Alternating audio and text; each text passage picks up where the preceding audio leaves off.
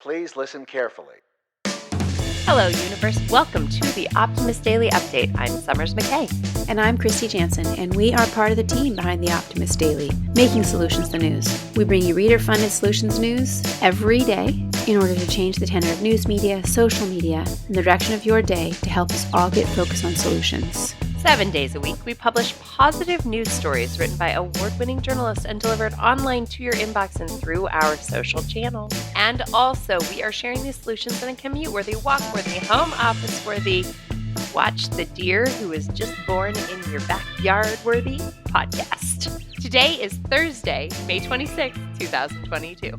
Hi. Hi, Summers. How are you today, Kristy? I'm good. I'm still a little bit sad about some stuff going on in the world, but we have to do what we do. We talk about solutions, we talk about problems, but we also talk about ways that we can address them. Let's just acknowledge that Kristy and I are both deeply saddened by the mass shooting at Robb Elementary in Uvalde, Texas. Yet another school. I live about 85 miles away from the site of the shooting. It is very shocking and very sad. I actually spent a great deal of time on Tuesday just crying and really feeling stunned by the whole proximity.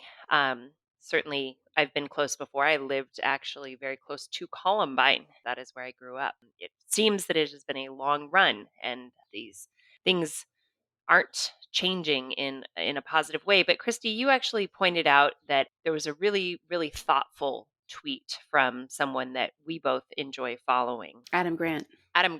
And while the Optimist Daily did not share anything in reference to the shooting, because that is not what we do, will you just take a moment to read the Adam Grant tweet? Because I think that really captures a solutions mindset.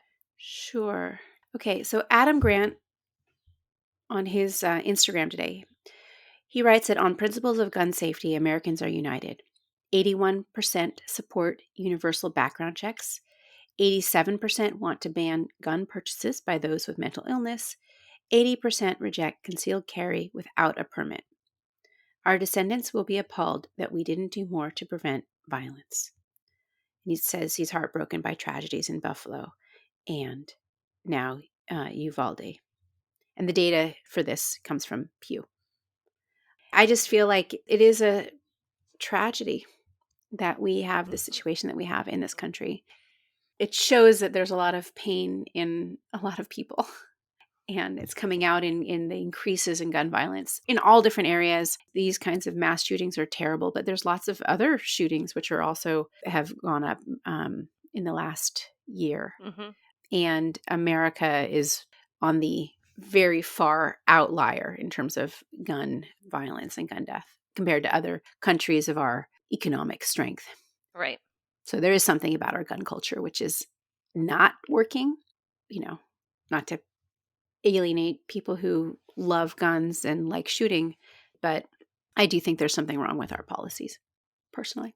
Mm-hmm. I would concur. It's not working, and this is very, very sad. So here's what I retreated to. As I sat in my backyard, the house we're staying at, and I really did. I read this. I stepped outside, and I read that it had happened, and I sat on a rock in my backyard, and I just cried because it just broke my heart. And then I looked up, and I looked at the yard that I have been disallowing anyone to mow and sprinkling with wildflowers and letting things grow there. I saw the mom deer and her little tiny 2-day-old fawn sitting in my yard and all the wildflowers blooming.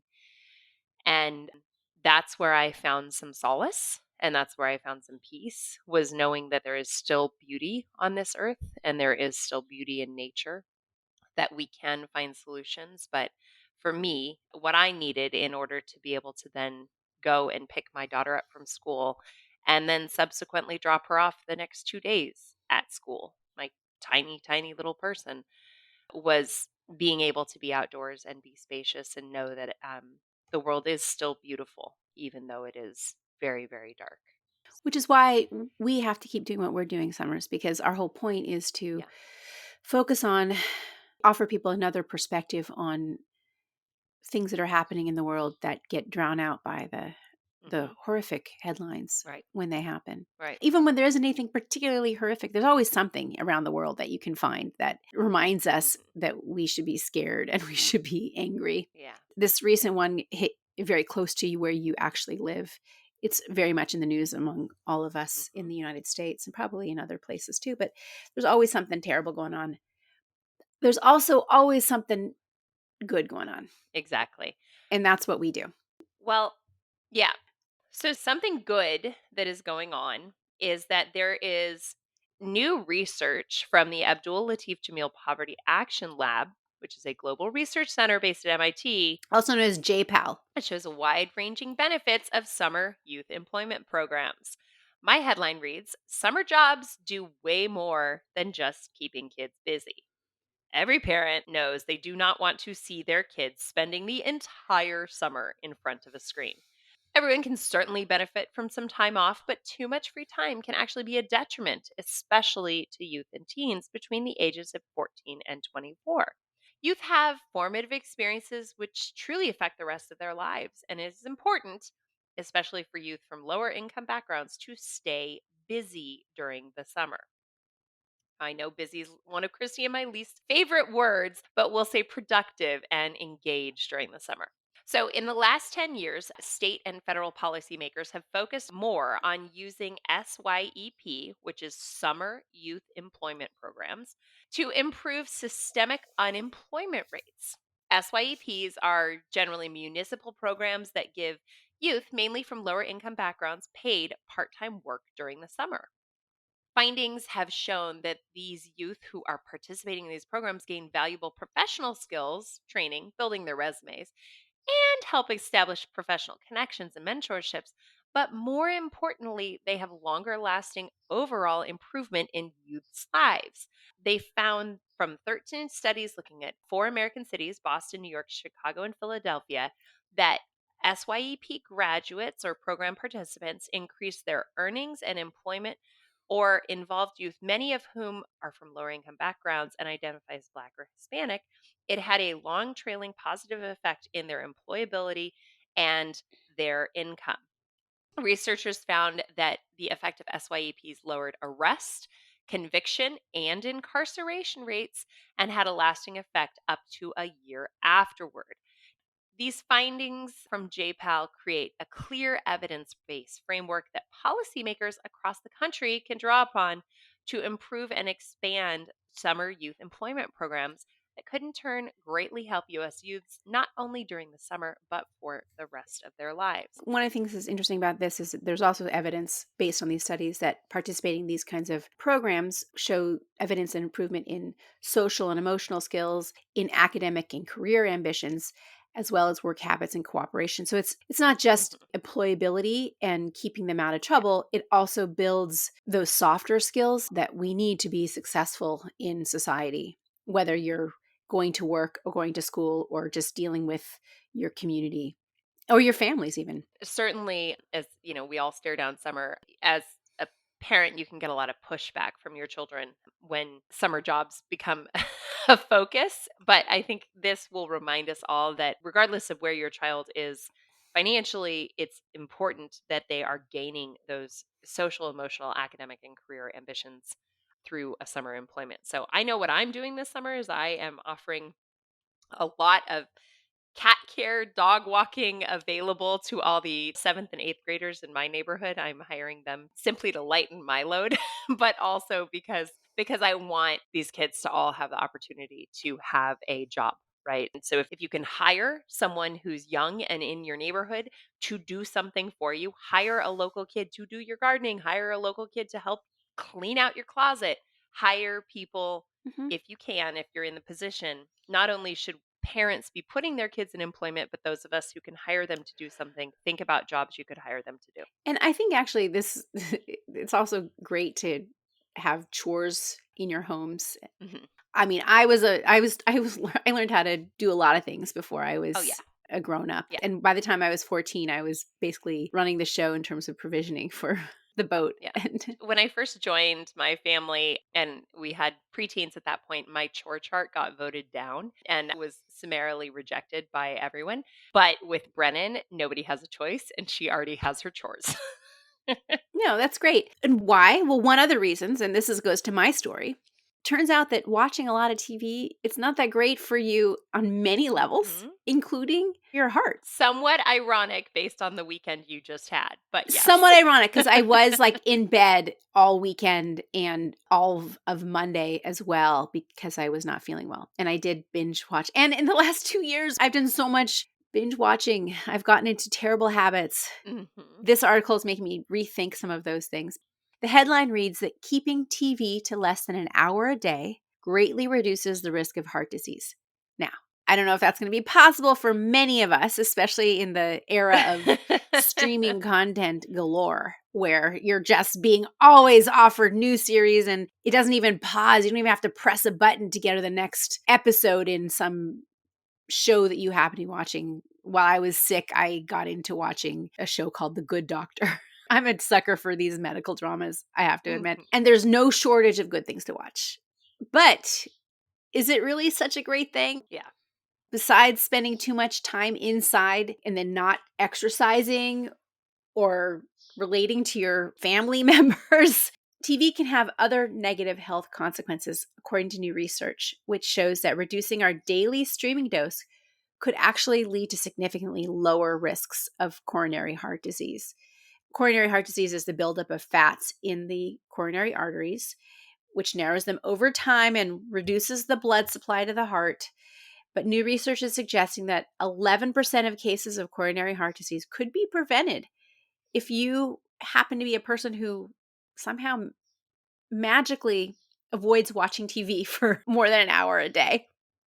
Uh, I admittedly do not probably watch TV for more than an hour a day. Right now, I get like half an episode of, a show in after Brennan's to sleep, but I do let her watch. She's probably watching 90 minutes 2 or 3 days a week. Yeah. right. There's a few other associations that could be behind the television, including snacking while you watch TV, because when you're watching TV, especially when you're sitting for a long period of time, like on the sofa, couch potato thing, you're also often snacking on potato chips or something else, which is not going to take too much effort to eat. It's easy to not pay attention. Mindless eating.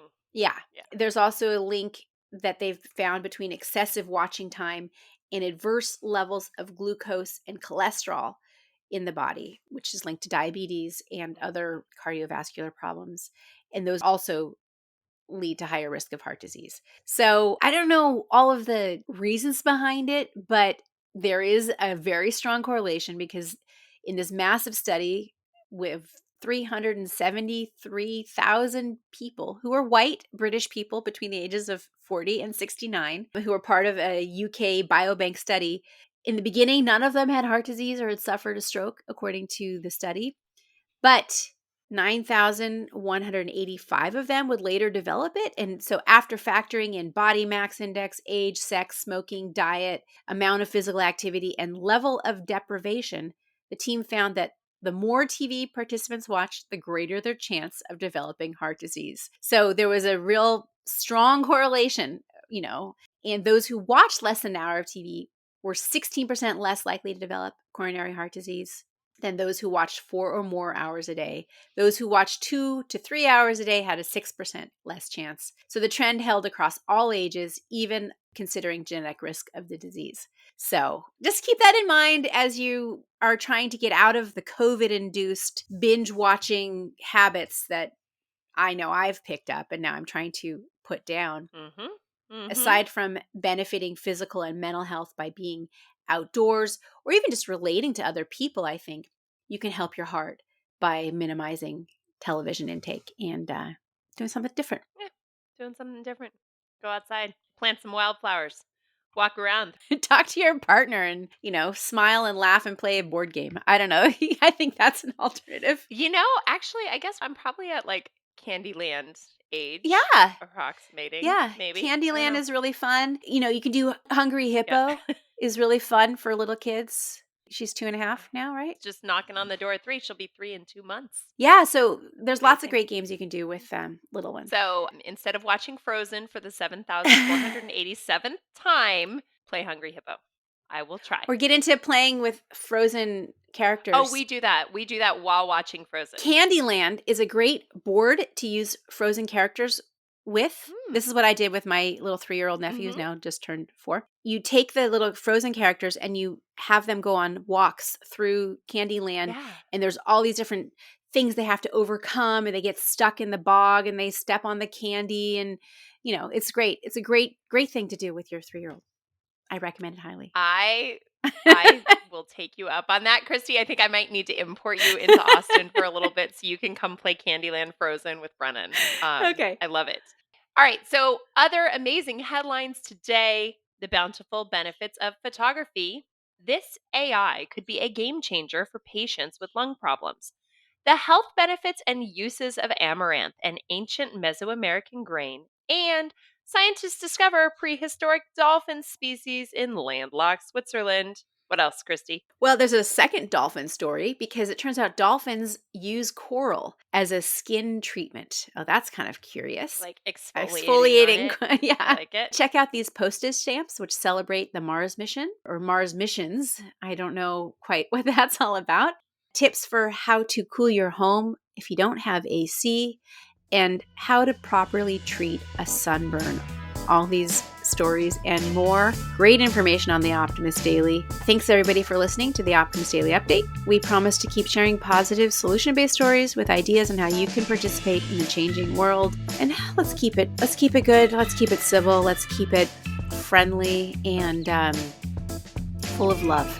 To spread the love, support us for free, please share us on socials. Forward a positive story to a friend today. Goodness knows we all need something inspiring.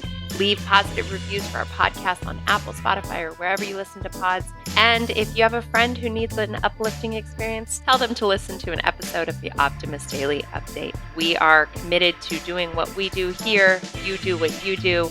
We'll keep the Optimist Daily free to all who need it, supported by those who can. Thanks, everybody. We'll be back tomorrow with more solutions.